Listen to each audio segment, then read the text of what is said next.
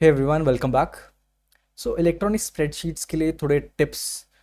सबसे पहले आपको स्टेप्स याद करने की ज़रूरत नहीं है अपार्ट फ्रॉम वन और टू क्वेश्चंस जो हम लोग इस सेशन में डिस्कस करेंगे। Steps are not necessary unless and until आप प्रैक्टिकल एग्जाम्स दे रहे हो। हाउएवर थ्योरी एग्जाम्स के लिए आपको टूलबार्स याद रखना पड़ेगा। जो डेटा एनालिसिस टॉपिक है that is kind of important, so उसके क्वेश्चंस हम लोग सॉल्व करने वाले हैं। देर इज़ अनदर वीडियो जहाँ पर हम लोगों ने टॉपिक वाइज क्वेश्चंस डिस्कस किए हैं for 2023। So please have a look at that video. So let's look at the marks distribution. So आपका इलेक्ट्रॉनिक स्प्रेडशीट से टोटल 9 क्वेश्चंस आते हैं, जिसमें से 6 questions are 1 marks each. So आपको ज़्यादा लंबे लंबे क्वेश्चंस याद करने की ज़रूरत नहीं है। उसके लिए थोड़े बेसिक डेफिनेशंस होंगे जो आपको याद करने पड़ेंगे। शॉर्ट आंसर टाइप क्वेश्चंस में मे बी आपको पूछा जा सकता है कि आप डिफरेंस बताओ, या what are the two things that you find useful in a particular topic। And 4 mark questions में आपको स्टेप्स पूछे जा सकते हैं। So let's start with the topic wise questions. सबसे पहले हम लोग देखेंगे analyse data using scenarios and goal seek. The first question is what is consolidation of data. जैसे ही आपने ये क्वेश्चन देखा, चाहे 1 मार्क का हो या 2 मार्क का हो, आपको दो चीज़ें याद रखनी है। First of all, consolidation of data means आपका जो डेटा है वो समराइज हो जाता है, दिस इज 1 मार्क। एंड आपका जो सारा डेटा होता है वो सेम मास्टर शीट में या फिर एक लोकेशन में कलेक्ट हो जाता है, and this can be of your 2 marks again, मतलब एक एक मार्क का हो गया। So this is how you start writing your answers. सबसे पहले आप लिखोगे what is the data consolidation tool and what is the use. It summarises data from multiple worksheets और workbook into a single worksheet that you can simply update. The content from many cells from many sheets are consolidated into one single location or master sheet। So ऐसे आप सारे answers लिखोगे। Language different हो सकती है हर एक student के लिए, बट ये जो पॉइंट्स हैं summarising data and consolidation in one point, ये हर आंसर में सेम होना चाहिए। व्हाट इज अ सब टोटल। नाउ सब टोटल से आप अपना डेटा ऐड कर सकते हो जनरली आपके एरे में। एरे क्या होता है? एरे इज अ लिस्ट या फिर एक कॉलम हो सकता है पूरा आपका।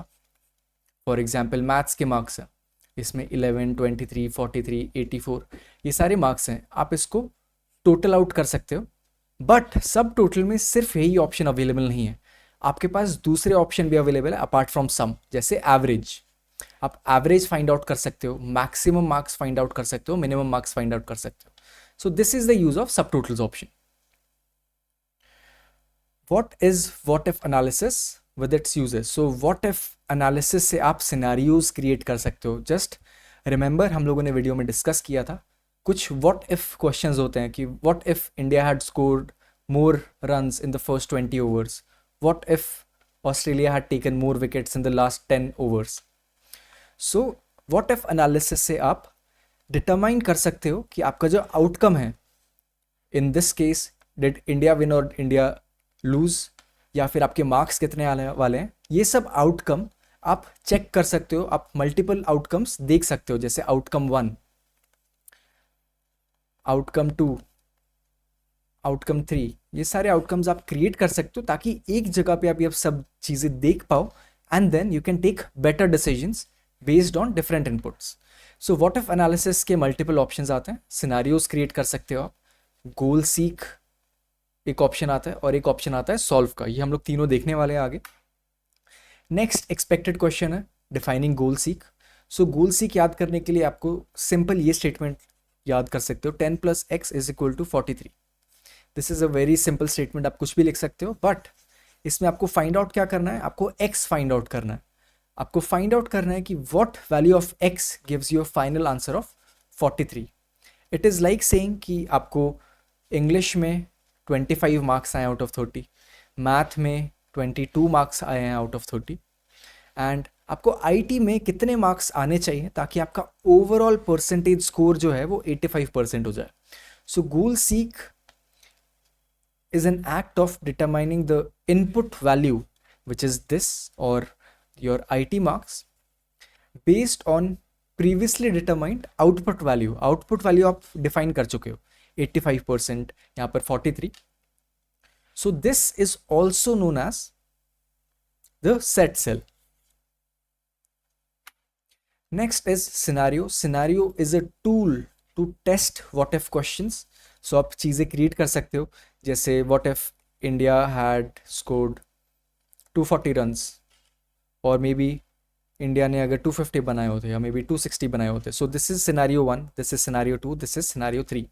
सो each scenario can be given a unique name and it is actually a set of saved cell values. So ये जो रन्स का कॉलम है, एंड यहाँ पर ओवर्स का भी कॉलम हो सकता है, 43 ओवर्स, 44 ओवर्स, 45 ओवर्स. सो सिनेरियो 1 में ये वैल्यूज़ हैं आपकी, सिनेरियो 2 में ये वैल्यूज़ हैं, सिनेरियो 3 में ये वैल्यूज़ हैं. तो हर एक सिनेरियो आपको अवेलेबल है जिससे आप डिसीजन ले सकते हो. जनरली हम लोग जो अभी डिस्कस कर रहे हैं पास्ट में कोई चीज़ हो रही है, बट अगर फ्यूचर में कोई मैच हो रहा है या फिर फ्यूचर में आपको अपने मार्क्स देखने हैं, सिनेरियो 1, सिनेरियो 2, सिनेरियो 3, वो आप देख सकते हो. Some situations where what if analysis is useful, जो अभी हम लोगों ने जस्ट देखा, आप सिनेरियोज क्रिएट कर सकते हो कि अगर आपने बैंक से लोन लिया है तो आपको कितनी ईएमआई देनी पड़ेगी अगर आप 7% लोन पे हो, अगर 8% लोन पे हो, 8.5% लोन पे हो, या फिर अगर आपके पास 5,000 का बजट है तो आप क्या क्या चीज़ें ले सकते हो, कितने पेन ले सकते हो, कितने बुक्स ले सकते हो. And predicting the future values based on giving historical value. Next is what is solver. ये भी क्वेश्चन काफ़ी बार पूछा जाता है. It is an advanced version of goal seek. Goal seek में हम लोग सिर्फ एक वेरिएबल फाइंड आउट कर रहे थे, but in solver we actually start finding multiple variables.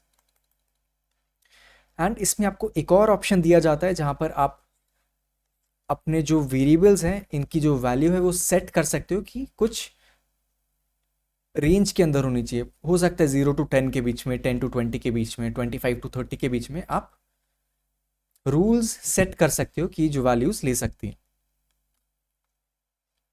What is the need of using multiple sheets within a workbook? So multiple sheets से आप अपनी इंफॉर्मेशन ऑर्गेनाइज करके रख सकते हो. अगर आपकी क्लास टीचर यूज़ कर रही है एक इलेक्ट्रॉनिक स्प्रेडशीट, तो मैथ की एक शीट हो सकती है जिसमें मैथ के मार्क्स होंगे, यूनिट वाइज मार्क्स होंगे, सिलेबस होगा. इंग्लिश की एक शीट हो सकती है, हिंदी की एक शीट हो सकती है, so on. And different data can be stored in different sheets for better analysis. What are the two ways of referencing cells in other worksheets? So reference अगर आपको करना है कोई भी सेल, दो वेज में आप कर सकते हो. आइदर कीबोर्ड से टाइप करके आप कर सकते हो और बाय यूजिंग माउस. सो इसका मतलब क्या है, जब भी हम लोग फॉर्मूलाज क्रिएट करते हैं, for example equal to sum A1 to B2, तो ये आप दो वेज में लिख सकते हो. आइदर आपने कीबोर्ड यूज कर लिया, टाइप कर दिया, या फिर आप माउस भी यूज कर सकते हो क्लिक एंड ड्रैग करके. Describe the different types of hyperlinks. So हम लोगों ने देखा था there are two types of hyperlinks. One is relative hyperlink and one is absolute hyperlink. Absolute hyperlink में आपको एक फुल एड्रेस दिया जाता है, complete address. For example C drive, users, app, data, then program files and so on. आपको एक पूरा location मिलता है. वेरएस एक रिलेटिव हाइपरलिंक में आपको सिर्फ इतना मिलेगा, \desktop /GTA5.exe. Differentiate between relative and absolute hyperlinks. So hyperlink से हम लोग एक जगह से दूसरी जगह पे जंप कर सकते हैं. One thing to remember is absolute hyperlink will only stop moving अगर आपने फाइनल जो लोकेशन है, अपनी डेस्टिनेशन जो फाइल है जिसको आप लिंक कर रहे हो, उसकी पोजीशन ही चेंज कर दी. Whereas a relative link will only stop working अगर आपने अपनी जो फाइल है वो सेम फोल्डर से हटा दी हो. For example I have a workbook 1 जिसमें मैं रिलेटिव लिंक से एक वर्कबुक 2 को लिंक कर रहा हूँ.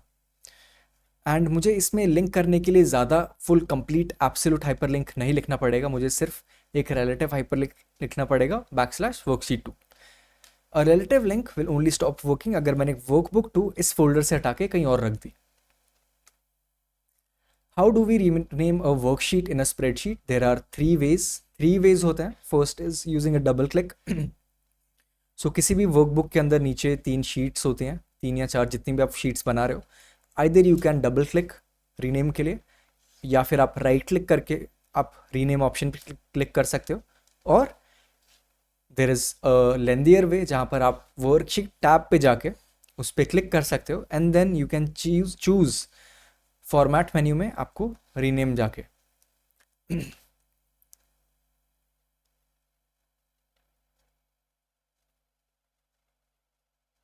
सो this is a step based question कि आप एक टेबल को लिंक कैसे करोगे अपनी एक वर्कशीट के अंदर। First of all you have to remember, insert menu में जाके आपको लिंक पे क्लिक करना है। इसके बाद आपको एक ऑप्शन मिलेगा कि आपको कौन सी फाइल को लिंक करना है। तो यहाँ पर ऑलरेडी एक फाइल का नाम दिया हुआ है result.html। तो आप जहाँ पर भी आपकी फाइल प्रेजेंट है, सी ड्राइव में, डेस्कटॉप में, डाउनलोड्स फोल्डर में, कहीं पर भी आपको जाके ब्राउज करना है कि वो फाइल कहाँ पर है। आपने सेलेक्ट की वो फाइल, फिर आपको एक ऑप्शन मिलेगा कि आपको इस फाइल में से कौन सा टेबल लिंक करना है आपकी ओरिजिनल वर्कबुक के अंदर। So there are 3 steps involve. Describe the linking to external data. So कभी कभी आपको वर्कबुक के अंदर एक एक्सटर्नल डेटा को लिंक करना है, जैसे हम लोगों ने पिछले क्वेश्चन के अंदर देखा। सो अगेन आप इंसर्ट में जाके लिंक टू एक्सटर्नल डेटा पे क्लिक करोगे, फिर आप अपना एड्रेस टाइप करोगे जिस सोर्स वर्कशीट को आपको लिंक करना है। नाउ ये वर्कशीट वेब पे हो सकती है, या फिर आपके डेस्कटॉप पे हो सकती है, या फिर आपके डाउनलोड्स फोल्डर में हो सकती है। After you select the address, आपको ऑप्शन आएगा कि आपको कौन सा टेबल सेलेक्ट करना है या फिर कौन सी रेंज सेलेक्ट करनी है, A1 to B2 या फिर B3 to B7। कोई भी आपको रेंज जो सेलेक्ट करनी है आप वो सेलेक्ट कर सकते हो, and then you click okay. What is the purpose of adding comments. So जब भी आप अपनी वर्कशीट काफ़ी लोगों के साथ शेयर करते हो तो वो कुछ ना कुछ चेंजेस क्रिएट करेंगे। इन ऑर्डर टू सी कि उन्होंने क्या चेंजेस क्रिएट किए हैं, या फिर इन ऑर्डर टू सी उन्होंने जो चेंजेस किए हैं वो क्यों किए हैं, why have they made the changes. So वो आप कमेंट के अंदर डाल सकते हो। How can we add comments to the changes made. So again edit menu में जाके चेंजेस में जाते हो आप, and then you click on comments. What is the advantage of sharing worksheet data? So many users can work on it simultaneously and obviously वो चीज़ों को आसान कर देता।